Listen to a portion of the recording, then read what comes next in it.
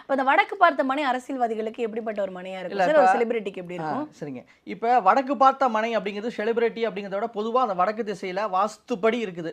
வாஸ்துப்படி இருக்குங்க. வடக்கு பார்த்த வீடு அப்படின்னா, அந்த வீட்ல இருக்கிறவங்க ரொம்ப சாந்த குணமா இருப்பாங்க. நானும் யார் வம்புக்கும் போல, நீங்களும் என்கிட்ட வந்துர வேண்டாம். நம்ம உண்டு, நம்ம குடும்பம் உண்டு அப்படின்னு இருக்கக்கூடியவர்கள் யாருன்னா, வடக்கு திசை பார்த்தவர்கள் தான். ரொம்ப சாந்தமா இருப்பாங்க. நிறைய அறிவாளியாவும் இருப்பாங்க அவங்க. அ அதாவது கிழக்கு பார்த்தவர்கள் அதிகாரம் மிக்கவர்களா இருப்பாங்க. இவங்க என்னன்னா, வழிநடத்தக்கூடியவர்களா இருப்பாங்க. ஒரு கம்பெனி இருக்குன்னா, அந்த கம்பெனில சிஇஓ இருக்கார்ல, அவர் வடக்கு பார்த்த திசையில இருக்கக்கூடியவரா இருக்காங்க. ஒரு மேனேஜர் போஸ்ட், பேங்க்ல வொர்க் பண்றவங்க, டீச்சர், புரொஃபசர் இவங்க எல்லாமே வடக்கு திசை தான். ஜோதிடர் கூட வடக்கு திசை பார்த்து தான் இருப்பாங்க. ஆலோசனை கொடுக்கக்கூடிய இடத்துல இருக்கிறவங்க. அவங்க எல்லாமே இந்த வடக்கு திசை வாஸ்துப்படி இருந்தா இருப்பாங்க. பணம் அதிகமா எண்றாங்க பார்த்தீங்களா, அவங்க எல்லாம் வடக்கு திசை பார்த்த வீடுகள்ல தான் இருப்பாங்க. டீச்சர்ஸ் கண்டிப்பா இருப்பாங்க. சோ இந்த துறை சார்ந்தவர்களுக்கு இப்படித்தான்